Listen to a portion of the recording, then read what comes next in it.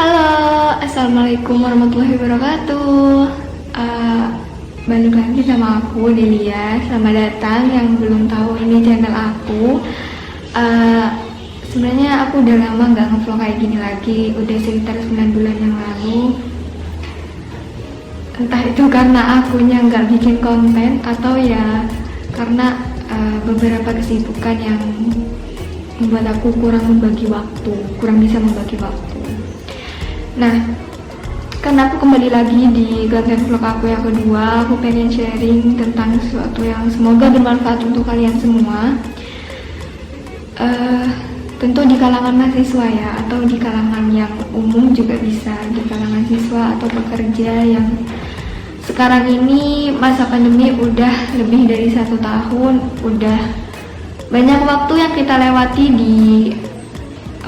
di rumah, banyak waktu yang kita lewatin di depan laptop, di depan HP. Semua kegiatan kita beralih ke teknologi, kita tatap mukanya lewat aplikasi Zoom, lewat Meet, lewat daring. Begitupun juga perkuliahan. Aku sebagai mahasiswa semester 4 di sosiologi UNESA itu ngerasa bahwa perkuliahan kali ini daring lagi. Udah hampir 1 tahun lebih aku daring. Sedangkan di semester 4 itu semester pertengahan ya teman-teman, dimana yang kakak tingkat kita udah mulai KKN, sedangkan adik kelas kita yang masih di awal-awal, sedangkan kita ada di pertengahan, dimana kita juga harus bisa mempersiapkan diri nantinya saat melewati beberapa mata kuliah yang mengarah ke tugas akhir atau skripsi.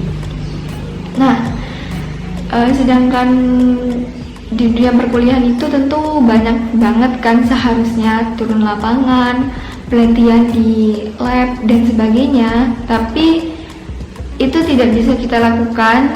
Kita harus stay di rumah aja dan tugas-tugas itu berganti menjadi banyak kajian literatur, banyak review literatur, dan banyak sekali tugas yang individu, karena kita juga nggak bisa berkelompok pun hanya beberapa mata kuliah yang memperbolehkan.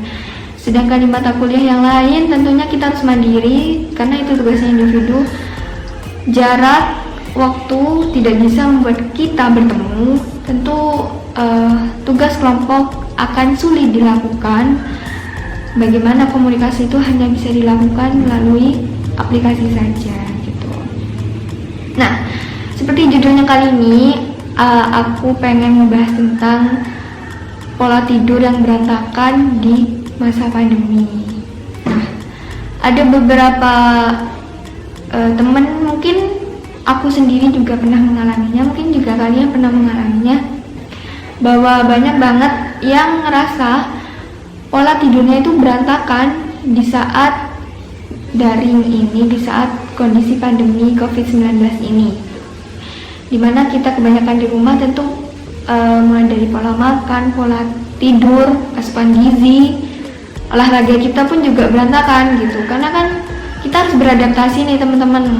Awalnya kan kita bekerja secara di kantor atau kuliahnya di kampus, kita banyak gerak, kita banyak melakukan aktivitas di luar, dan akhirnya kita harus beradaptasi di dalam ruangan. Itu cukup membuat kita perlu beberapa kali adaptasi, dimana kita juga harus melakukan kebiasaan baru nih, ada pakai masker, mengikuti protokol, cuci tangan, dan sebagainya.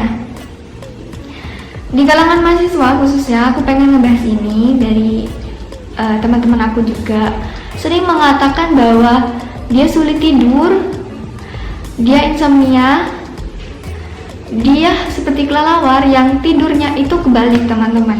Biasanya kan kita tidur itu di malam hari, sedangkan beberapa orang itu memilih tidur di siang hari sebagai pengganti tidur di malam hari. Sebenarnya boleh nggak sih? Sebenarnya itu nggak boleh teman-teman, karena tidur di malam hari itu tidak bisa menggantikan tidur di siang hari. Tentu kualitas tidurnya juga berbeda, tidur yang kita lakukan di malam hari dan tidur yang kita lakukan di siang hari. beberapa teman yang bilang itu juga juga ngechat aku sih, kayak WhatsApp aku di malam hari di atas jam 12. Itu bener-bener beberapa teman-teman, karena kan aku juga sebagai penanggung jawab di satu mata kuliah. Jadi tugas atau pertanyaan berkaitan dengan mata kuliah itu mereka tanyain ke aku. Tentu aku tidak bisa membalas itu saat aku tidur ya teman-teman. Jadi aku membalasnya itu di saat aku sudah terbangun di jam 3. Di jam 3 itu aku udah siap-siap sholat dan sebagainya untuk melakukan aktivitas itu. Sedangkan beberapa teman-teman itu bilang bahwa mereka itu masih mau tidur, mereka itu semalaman itu begadang ngerjain tugas. Nah, ini menarik teman-teman, di saat pandemi seperti saat ini tentu mahasiswa banyak banget yang mengeluh tentang tugas, tentang bobot tugas, tentang beratnya tugas, dan banyaknya tugas, deadline yang mepet. Tentu aku sebagai mahasiswa juga merasakan hal yang sama. Itu mungkin karena kita nggak di kampus, sedangkan di kampus kan kita bisa banyak waktu gitu, bisa banyak hal-hal, dan mata kuliah tertentu itu dosennya masih banyak ngejelasin daripada ngasih tugas gitu. Nah, dari banyaknya bobot tugas itu, kita sebagai mahasiswa tentu semakin harus ekstra untuk mengerjakan tugas, dimana deadline-nya juga mungkin sekitar 1 minggu, atau mungkin kalau di tugas akhir itu ya agak lebih ringan gitu. Tetapi kebanyakan mahasiswa itu lebih senang mengerjakan tugas mereka saat mepet, atau sistem kebut semalam, atau sistem mepet-mepet deadline. Nah, kecenderungan itulah yang membuat mahasiswa kebanyakan begadang, banyak di depan laptop, banyak di depan HP. Itu dalam jangka waktu yang tidak bertahap, atau sekali pegang laptop itu bisa lama banget, berjam-jam. Jadi tidak ada jeda, tidak ada istirahat. Nah, tentunya mereka juga senang melakukannya di malam hari ya, terutama mungkin juga untuk yang kakak tingkat skripsian mungkin juga sering juga mengalami hal yang sama di kondisi pandemi ini. Dari hal-hal itulah aku pengen membahas dan pengen ngasih tips ke kalian gimana sih cara untuk merubah pola tidur itu, karena aku sebelumnya juga melakukan hal yang sama teman-teman. Karena ada beberapa orang yang saat pandemi itu banyak tidur, ada beberapa orang yang saat pandemi itu malah susah tidur. Tentu kedua-duanya itu tidak sehat untuk kesehatan kita, tidak baik untuk kondisi tubuh, fisiknya kita dan mentalnya kita.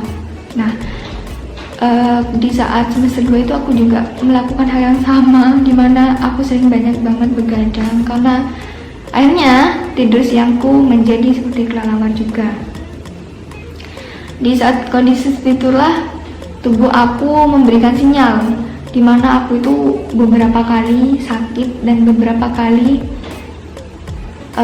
demam gitu, beberapa kali demam. Nah, akhirnya aku ngerasa mungkin ini efek dari begadang atau susah tidur yang aku lakukan gitu. Akhirnya aku juga pengen merubah pola tidur itu menjadi lebih baik lagi kualitasnya. Akhirnya aku berusaha merubah tidur yang tadinya di siang hari menjadi malam hari. Gimana sih caranya? Aku udah ngerangkum di beberapa tips berikut ini yang bisa kalian lakukan, dan ini ampuh di aku. Kalian juga bisa mempraktekkannya. Tapi sebelum itu aku pengen baca salah satu jurnal, itu jurnal artikel dari Jurnal Ilmiah Kesehatan Sandi Wisada yang judulnya Insomnia Selama Pandemi COVID-19. Nah, di sini dijelaskan bahwa penyebaran yang sangat cepat dari COVID-19 itu menjadikan banyak bergantung terhadap kualitas dan pola tidur masyarakat yang menimbulkan terjadinya insomnia. Dari hasil penelitian ini menjelaskan bahwa penelitian dari tahun 2020 menyatakan hasil sebanyak 37,6% dari 2.472 orang sampel yang ada di Yunani mendapatkan masalah insomnia selama pandemi COVID-19, terutama terjadi pada wanita dan masyarakat yang tinggal di perkotaan. Nah, dari situ kita bisa melihat bahwa kualitas tidur selama pandemi itu sangat berubah, sangat banyak mengalami perubahan dan banyak banget yang kebalik yang seperti aku jelaskan tadi, terutama di kalangan teman-teman mahasiswa aku dan aku juga. Nah, tips yang pertama adalah niat, dimana kita harus mengawali usaha kita dengan niatnya kita nih teman-teman. Jadi memang berkomitmen niat untuk merubah pola tidur kita, karena kalau nggak ada niat, nggak ada kemauan pada diri kita, tentu kita akan sulit melakukan hal tersebut dan potensi gagalnya pun juga besar gitu. Nah, tips yang kedua adalah perencanaan. Kita harus melakukan perencanaan. Nah, dimana kita harus merencanakan apa-apa, jam berapa sih kiranya aku harus tidur. Misal harus di bawah jam 12, oke, jam 11 aku harus tidur. Dimana jam 10 itu kalian juga udah harus siap-siap nih, udah sholat, udah pakai skincare untuk perempuan mungkin ya, atau udah bersih-bersih diri.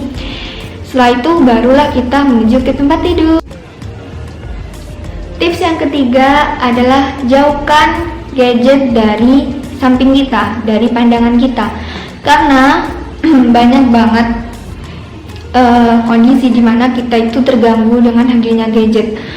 Aku pun juga merasakan dimana gadget, saat kita pegang gadget itu malah membuat waktu kita tuh banyak tersita, dimana kita juga banyak melakukan scroll Instagram atau sosmed yang lainnya seperti YouTube dan sebagainya. Nah, saat di tempat tidur kita melakukan hal itu, tentu kita nggak ngantuk, kita semakin insomnia, kita semakin lupa waktu. Jadi jauhkan gadget dari pandangan kita, tutup gadget kita atau bisa di silent kalau perlu. Nah, setelah itu kita harus tidur. Yang keempat, dimana kita harus banyak mendapatkan asupan air agar tubuh kita juga tidak terdehidrasi. Kalau perlu kalian juga bisa pakai madu nih. Aku saranin kalian bisa pakai madu apa aja. Aku udah habis 3 botol madu kecil kayak gini. Ini praktis banget sih. Kalian bisa bawa ini kemanapun. Jangan lupa kalau saat minum madu juga kalian juga harus banyak minum air putih, karena air putih itu memberikan hidrasi yang baik untuk tubuh kita. Di saat tubuh kita terhidrasi dengan baik, tentu pola tidur kita juga akan berkualitas nih teman-teman. Tubuh kita juga nggak kekeringan, kulit kita nggak kering tapi lembab gitu ya, dan otak kita juga banyak mendapatkan oksigen. Nah, selain itu, tips yang selanjutnya adalah melakukan olahraga yang dilakukan di pagi hari. Jadi kalau misal kalian pengen kualitas tidur di malam harinya kalian itu bagus, kalian harus melakukan olahraga di malam hari nih teman-teman.